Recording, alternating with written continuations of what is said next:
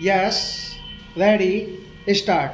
My colleague, the Honorable Minister of Defence, will no doubt deal with the broad issues raised in this debate and with the criticisms and suggestions made. I have intervened to draw the attention of the House to certain broad and basic principles of the lines of defense and more especially the problems that we have to face.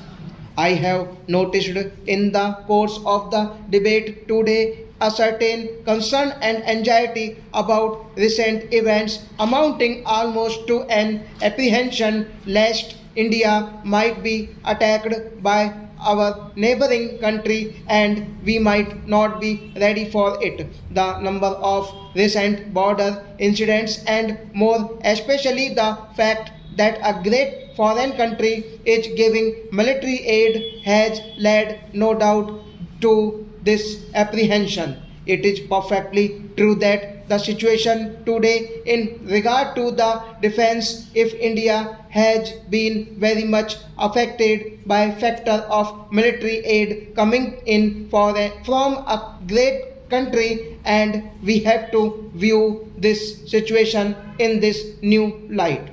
The honorable members who spoke just before me asked us to have the latest equipment and the best training. What exactly does not that mean?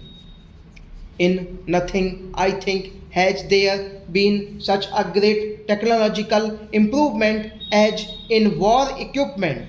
Of course, the latest example of that, the final example, is the nuclear weapon, atomic weapon bomb, or hydrogen bomb that is the culmination of this process. It means that no country in the world, excepting the two great powers, is adequately defended because only they have enough of these nuclear weapons. How then does one judge the adequacy of a country's defense? Obviously, if some power which has nuclear weapons at its disposal choose to attack India from the purely military point of view, we have little defense. It may be that from other point of view we may yet be able to meet this menace of the atomic bomb because a people that have vitality, strength, and unity, and a people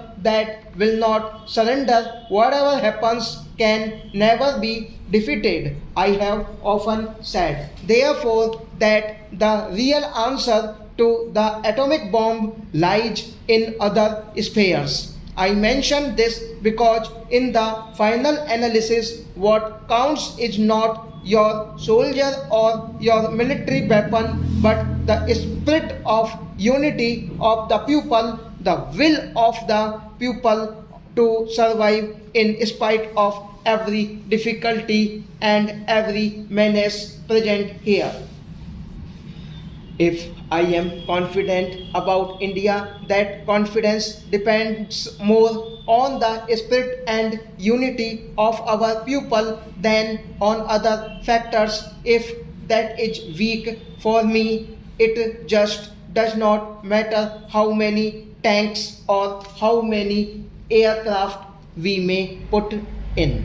Technology has developed so rapidly that if unfortunately there is a great war in the future. Probably every book that has been written in the past about warfare and every weapon that was used during the last war and previously would be out of date.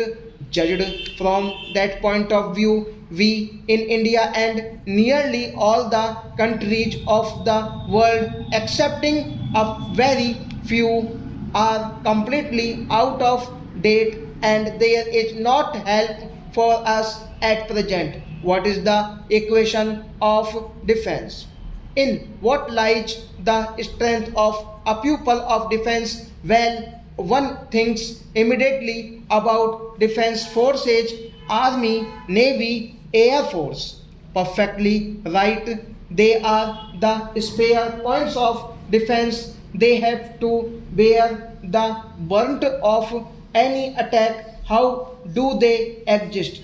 What are they based on? The more technical armies and navies and air forces get, the more important becomes the industrial and technological base of the country. You may import a machine or an aircraft or some other highly technical weapon, and you may even teach somebody to use it, but that is a very superficial type of defense because you have not got the technological background for it. If spare parts go wrong, your whole machine is useless.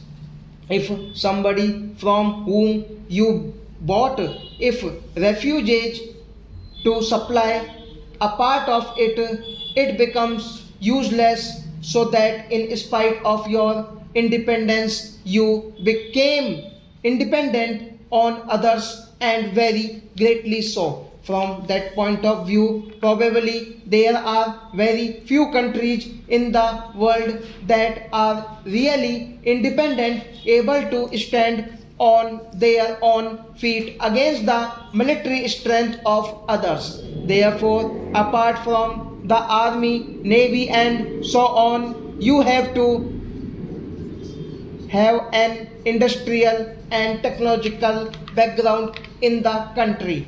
Supporting all this is the economy of the country. If the country's economy is not sound, it is a weak country. I can give many examples in this house of countries which for the moment may have a good army, but whose strength is really superficial because the army depends on outside factors, foreign machines, foreign economy, foreign help.